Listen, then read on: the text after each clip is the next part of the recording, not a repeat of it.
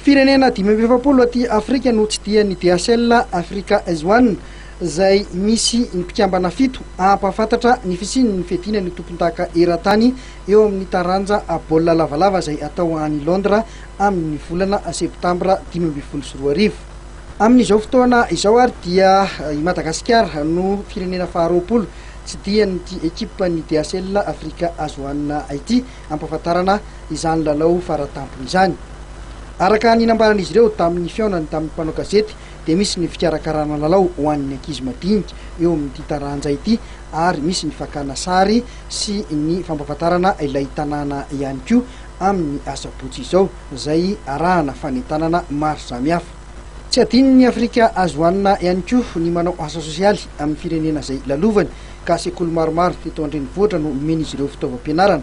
Miara-miasa amin'ny Mercychips ihany koa ny Afrika S1 amin'izao fandalovana eto Madagasikara izao, manao ny fitiliana maso maimaim-poana ny Mercychips ary ny Afrika S1 kosa manome solomaso maimaim-poana ho an'ny Malagasy.